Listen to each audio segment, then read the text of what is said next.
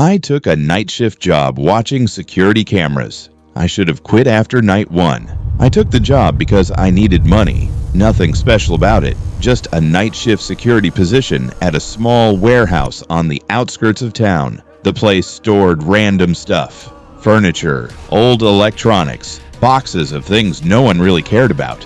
It was quiet. Too quiet, honestly. But that's what I thought I wanted. No people, no stress. Just sit in a room, watch cameras, and get paid. My shift started at 10 p.m. The manager gave me a quick tour before leaving. He showed me the camera system, emergency exits, and the break room. Before he left, he paused for a second, like he wanted to say something. Then he just said, "Don't leave the security room unless you absolutely have to." I laughed it off, figured it was just standard protocol. The first couple hours were normal. I sat there scrolling on my phone, occasionally glancing at the monitors. There were 12 camera feeds, hallways, storage rooms, loading dock, all empty.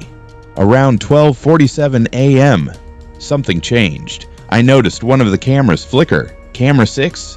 The loading dock.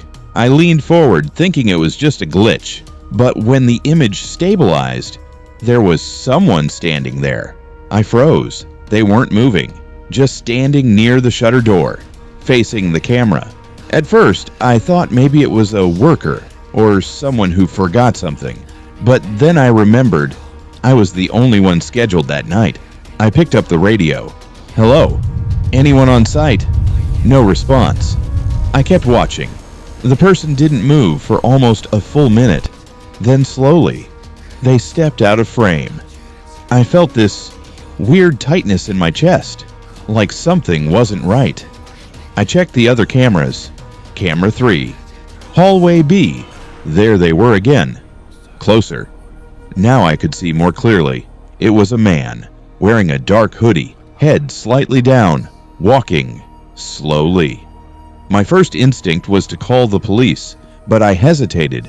What if it was nothing? What if I overreacted? That hesitation was my mistake. The man stopped in the hallway, right under the camera, and then he looked up, directly into it.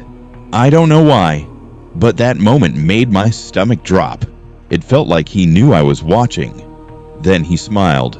Not a normal smile. It was too slow, too deliberate. I immediately locked the security room door. My hands were shaking now. I grabbed my phone, started dialing. Before I could hit call, there was a loud bang somewhere in the building. I jumped. The sound echoed through the hallway cameras. I looked back at the monitors. The man was gone. Every camera feed looked empty. That made it worse, because now I didn't know where he was. I turned off the lights in the security room, locked every latch on the door. Then I heard it. Footsteps. Not on the cameras, not through the speakers. Right outside the door. Slow, heavy, dragging slightly. I held my breath, didn't move. Then, a soft knock, 3 times. I stared at the door, too scared to even speak. Then a voice, low, calm. "I know you're in there." My heart was pounding so hard I thought he could hear it. "I saw you on the cameras." I backed away slowly, trying not to make a sound. Then the door handle moved. Once, twice, locked. There was silence for a few seconds. Then, a loud slam. The entire door shook.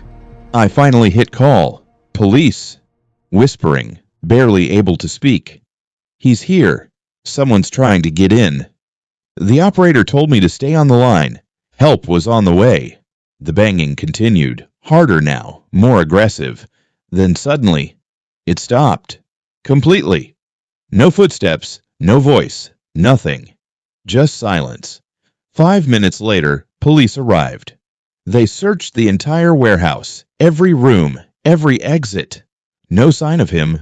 No forced entry. No broken doors. Nothing.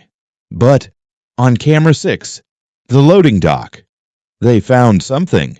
At 12:46 a.m., 1 minute before I saw him, the shutter door slowly opened by itself, and a man walked in, looking directly at the camera, like he knew exactly where to go.